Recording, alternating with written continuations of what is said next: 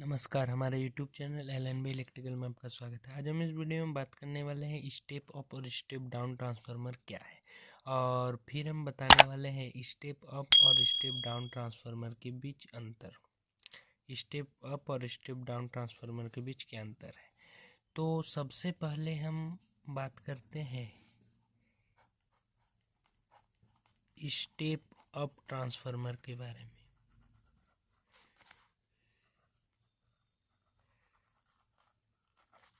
ठीक है, तो स्टेप अप ट्रांसफार्मर क्या है। स्टेप अप ट्रांसफार्मर वो ट्रांसफार्मर होता है जिसमें इनपुट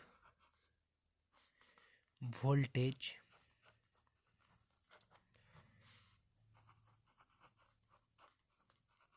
आउटपुट वोल्टेज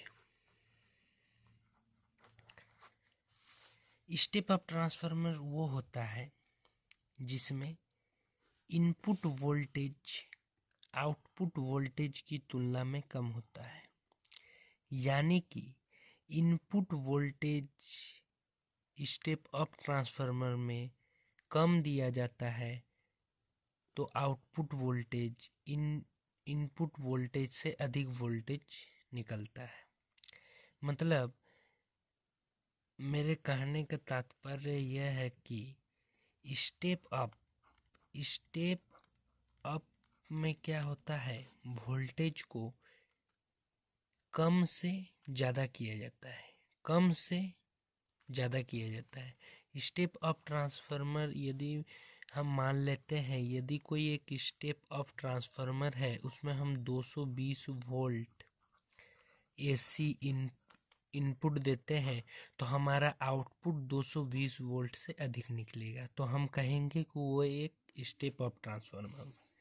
और स्टेप डाउन ट्रांसफार्मर में क्या होता है।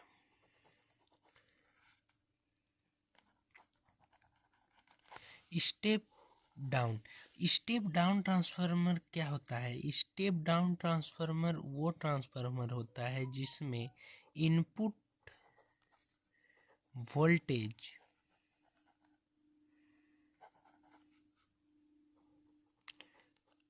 आउटपुट वोल्टेज से इनपुट वोल्टेज आउटपुट वोल्टेज से ज़्यादा होता है। मतलब स्टेप डाउन किया जाता है, मतलब इनपुट वोल्टेज यदि हम 220 वोल्ट एसी इन करते हैं तो आउटपुट वोल्टेज जो होगा वो 220 वोल्ट से एसी से कम होगा। और स्टेप अप में क्या हो रहा था, 220 वोल्ट हम जब इनपुट में दिए तो 220 वोल्ट एसी से अधिक हो रहा था, अधिक देगा। तो step up step down transformer हम समझ गए कि स्टेप अप ट्रांसफार्मर किसको कहेंगे और स्टेप डाउन ट्रांसफार्मर किसे कहेंगे। स्टेप अप ट्रांसफार्मर को हिंदी में उच्चायक ट्रांसफार्मर भी कहते हैं। उच्चायक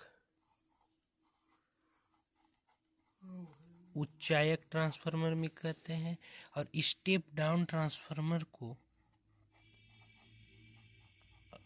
अपचायक ट्रांसफार्मर भी कहते हैं।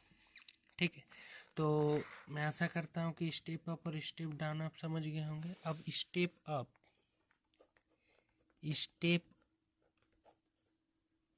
ट्रांसफार्मर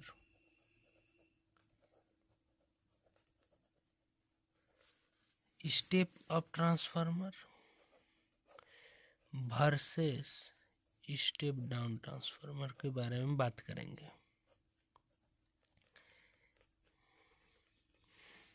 ठीक है, अब हम बात करेंगे step up transformer versus step down transformer के बारे में। तो स्टेप अप ट्रांसफार्मर में सबसे इन दोनों में हम तुलना करेंगे। तो सबसे पहले हम बात करते हैं वोल्टेज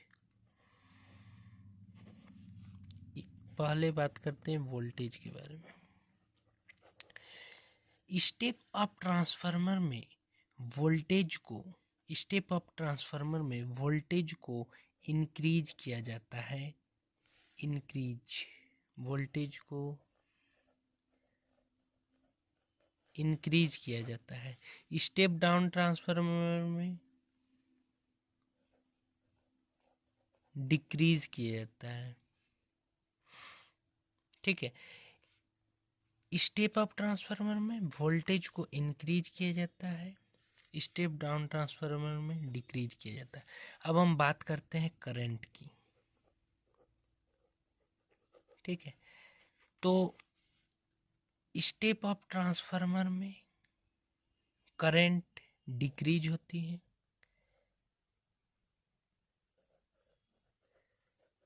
और इसमें इंक्रीज होती है स्टेप डाउन में। मतलब इसमें इन डिक्रीज होती है और इसमें इंक्रीज होती है।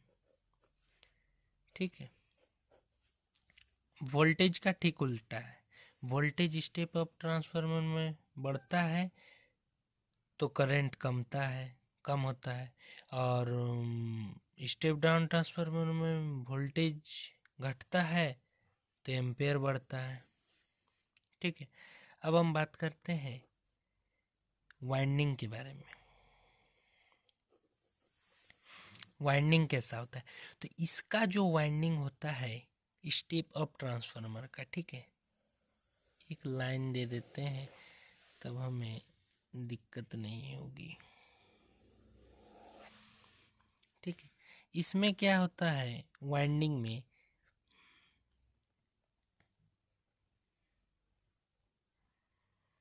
इसकी प्राइमरी वाइंडिंग में कम टर्न्स होते हैं स्टेप अप में,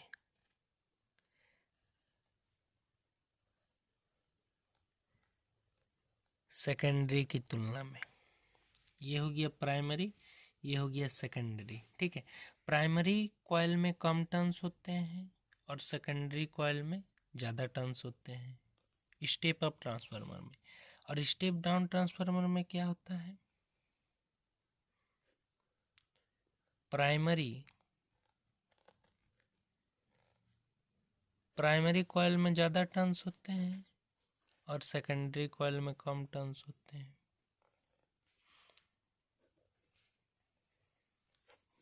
ठीक है, प्राइमरी में ज़्यादा टर्न्स होते हैं और सेकेंडरी में कम टर्न्स होते हैं स्टेप डाउन ट्रांसफार्मर में। अब हम बात करते हैं वायर की। तो स्टेप अप ट्रांसफार्मर में जो प्राइमरी वाइंडिंग की जाती है, प्राइमरी वाइंडिंग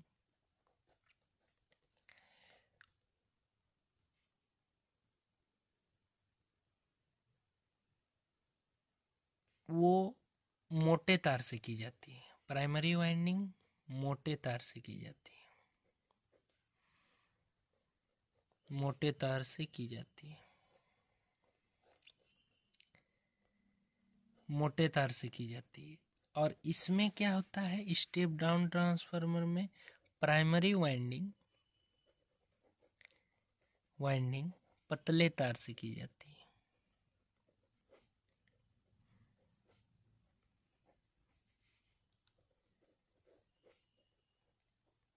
इसमें पतले तार से की जाती है प्राइमरी वाइंडिंग स्टेप डाउन में। और इस स्टेप अप ट्रांसफार्मर में सेकेंडरी वाइंडिंग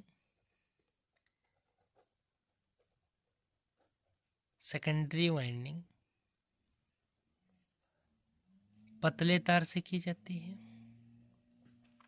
पतले तार से की जाती है। मतलब प्राइमरी वाइंडिंग की अपेक्षा सेकेंडरी वाइंडिंग पतले तार से की जाती है, और इसका जो सेकेंडरी वाइंडिंग होगा स्टेप डाउन ट्रांसफार्मर का, ये मोटे तार से की जाती है, मोटे तार से की जाती है। किसकी तुलना में? प्राइमरी वाइंडिंग की तुलना में सेकेंडरी वाइंडिंग मोटे तार से की जाती है स्टेप डाउन ट्रांसफार्मर में। ठीक है, अब हम बात करेंगे इसका यूज के बारे में। 5 पॉइंट हमने बता दिया step up transformer versus step down transformer के बारे में। यूज, इसका जो यूज है स्टेप अप ट्रांसफार्मर का, इसका जहाँ इलेक्ट्रिसिटी को तैयार किया जाता है, मतलब विद्युत उत्पादन केंद्रों पर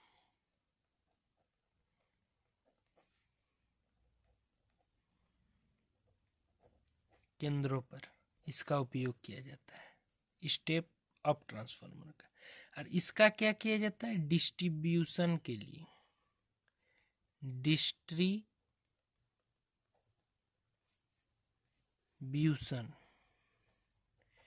डिस्ट्रीब्यूट करने के लिए।